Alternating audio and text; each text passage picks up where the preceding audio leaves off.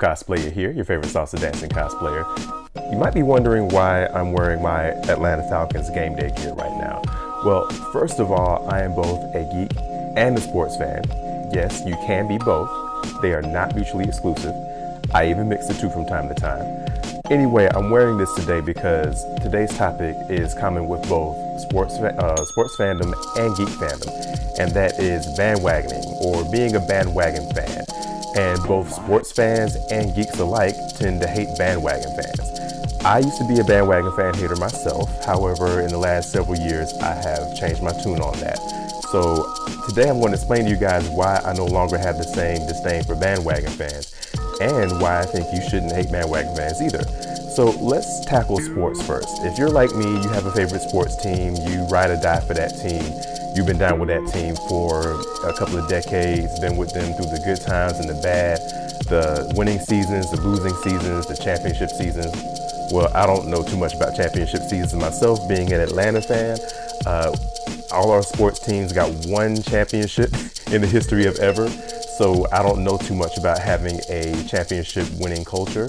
But if your team is like mine and you don't win a lot of championships and you finally do get one, like we will eventually, and when you finally do get that ring, you're super happy, you're bouncing off the walls, you're excited, but you're probably also very annoyed at some point because now all of a sudden all these new bandwagon fans just popped up out of nowhere claiming that they're fans of your team. And you're like, wait, hold up.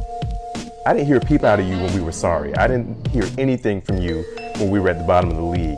You were nowhere to be found when we were picking at the top of the draft every year. That means your team didn't do well the year before. So you're like, yeah, you didn't put in your time. You didn't put your dues in. You went down with the struggle.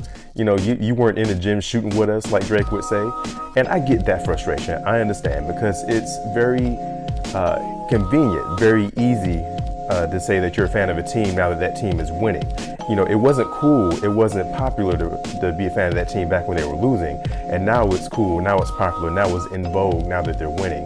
It's a little bit like if you were a ugly duckling or late bloomer, if you will, in high school. Like, you know, nobody would give you the time of day, nobody would talk to you, nobody would ask you for their number, nobody would give you their number, nobody would ask you out, nobody would go out with you, all that kind of stuff. And then all of a sudden, you know, things change. You might have lost the acne, you might have got rid of the braces, you might have lost some weight, got some muscles, and now everybody want to holler at you. You're like, wait, no, you don't get to diss me back then and now, you know, try to get with me. That doesn't work. I don't know if that was the best analogy or not, but hopefully you guys feel me. But yeah, it's really easy, convenient to all of a sudden say you're a fan of a team now that they're winning. But the two things that have got me to change my perspective on this. One, we all have to realize that, you know, none of us were born being a fan of whatever we're a fan of. So that means that there was a point where we were not a fan, and then we at some point became a fan. So technically we all bandwagon at some point. Technically we all jumped on the bandwagon. We just didn't jump off the bandwagon.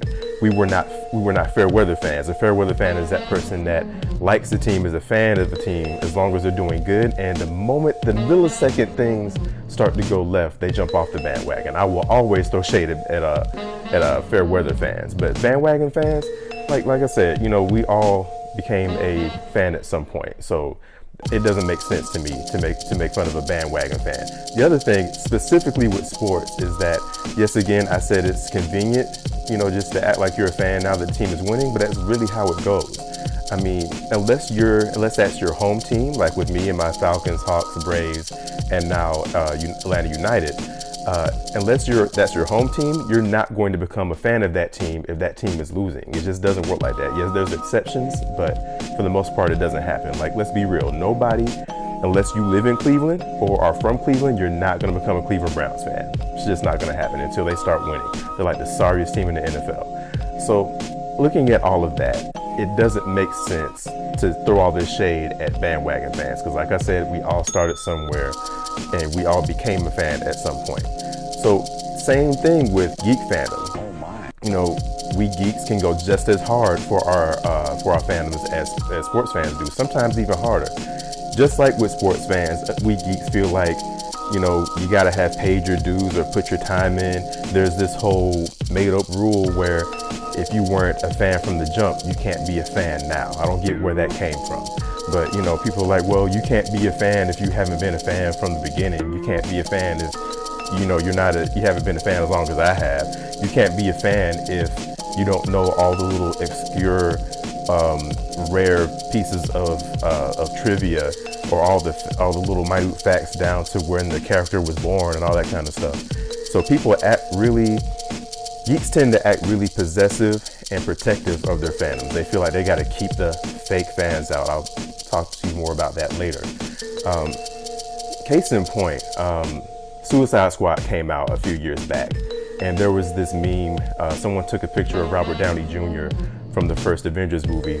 He had his arms folded, he was rolling his eyes, and the caption on the meme said, "Everybody watch out, in a few weeks there'll be all these new Harley Quinn fans." And I'm like, and?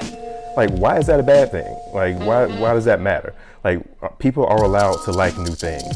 But of course, you know, you had so many butthurt people, so many people in their feelings talking about, but I've been a Harley Quinn fan since it first came out. I've been a Harley Quinn fan since she showed up in Batman the Animated Series. You can't be a fan because you haven't been a fan for as long. And I'm like, do you want a cookie? Do you want a prize? I'm sorry, that might have been a little insensitive. I apologize. But really, like, again, understand that people are allowed to like new things. That's exactly what happened with us whenever we became a fan of whatever we're a fan of. Because just like with sports fans, you know, even though some of us act like we were, none of us came out of our mama's womb being a fan of whatever we're a fan of. Okay, we all were not a fan at some point, then we became a fan. So that means, yes, we too bandwagoned at some point. Imagine if when you bandwagoned, yes, when you became a fan, imagine when you became a fan, somebody else that had been a fan for longer came and said, oh, well, you just became a fan because of that cartoon that came out, or you just became a fan when this toy came out, or when that video game came out. You can't be a fan because you weren't a fan from the jump. Imagine if somebody did that to you. You may not be a fan right now. So, and I get where that frustration may come from as well, because if you grew up a geek, you didn't always have somebody to talk to about the thing that you are a fan of. So if somebody else says they're a fan of something, you get excited. You're like, oh, okay, cool. We're about to geek out a little bit. We're about to have a really good conversation about this thing that I never get to have a conversation about. And then that person, you find out that person just came onto the fandom, or that person just became a fan because of that movie that just came out that barely got anything right, or that person became a fan of whatever caused them to become a fan, and they just now came in, or they barely know anything about it. So there's that letdown, there's that crap. I thought we were about to have a really good conversation here.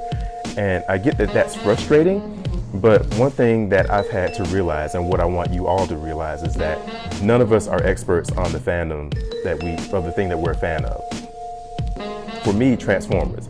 I love Transformers. I've been a fan of Transformers since they first came out. In the 80s, G1. I'm G1 all day.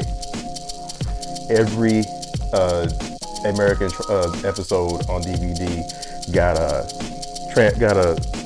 Autobot symbol on my wedding ring, got the Decepticon symbol on my hood of my car, got tons of toys over here in the corner, tons of comics, all of that. I am G1 all day. And basically anything that came out after Beast Wars, I don't really care for. So if someone told me they're a Transformers fan, I get excited. I'm like, okay, cool, we're about to talk about Transformers. And the letdown comes when they tell me that they only know about the Michael Bay universe. I'm like, dadgummit. But what I had to realize is, it's in my right to be annoyed just like you are. It's okay to be annoyed by that. But what's not okay is telling that person they can't be a fan because they haven't been a fan as long as you, or because they don't have as much knowledge as you. If you look at any definition of the word fan, you know, people don't use the dictionary anymore. I don't know why that is. But if you look it up, it's really just anybody who is enthusiastic about something, someone who is devoted to something, anybody who just likes something. And all of that stuff is relative. So it doesn't matter how deep their fandom goes. It doesn't matter how long they've been a fan. It doesn't matter how much they know about it, how knowledgeable they are. It doesn't matter. You don't get to tell them they're not a fan because they don't meet your standards of fandom, okay? What I'm really speaking against today is gatekeeping. That's what all this is. You know, acting like you have the right to make these newcomers jump through these fast-moving, flaming hoops in order to prove their fandom to you. All right, that's really what you're doing when you say, oh, well, you're not a real fan because you ain't been on as long as I have. Okay, stop the gatekeeping, y'all. You know, the people who make our fandoms, they don't want to gate. They don't want to keep anybody out, because guess what? The old school fan, the hardcore fan, the casual fan, the fake fan, which I don't really believe in. Fake fans only exist because us real fans feel like we got the authority to keep the new ones out and make these weird requirements. The fake fans, the casual fans, the bandwagon fans, all that money spends the same to them. And not to paint them as money hungry, but if they don't get any new money in, they don't get to keep making the thing that we like, and then that fandom dies, and we don't want that, right? So again, just stop the gatekeeping. You know, let people fan the way they want to fan. Yes, I turned fan into a verb. One last thing before I get out of here. Speaking of bandwagoning, for some reason there's a problem with bandwagon cosplay. You know, a lot of people like to, if they see their favorite character and, you know, the new movie came out and they got a new costume, they'll jump on that and make that new cosplay like as soon as it comes out. I remember when Street Fighter V came out, I believe it was Laura, the Brazilian character. The day she came out, the very next day, I saw like 3 or 4 women on Instagram who had already made cosplays of her doing test shots and all of that. And I was like, dang, y'all don't play around. Like, I found that impressive that somebody can take that little bit of source material and make a legit costume. But of course, there were the bandwagon fan haters. Oh, look at all these people just so quick to jump on something new. Everybody want a bandwagon. Well, you know, I'm like, can y'all just let people live?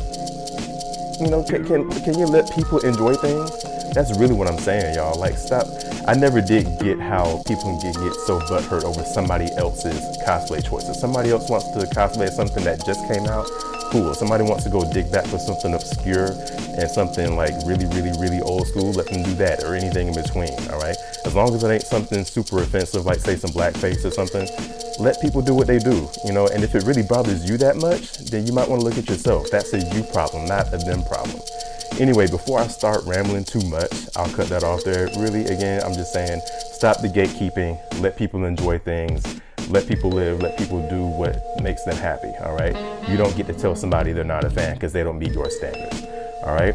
Y'all have a good night, have an awesome time at whatever con you're going to next, and hit that subscribe button too, and I will see y'all at the next video.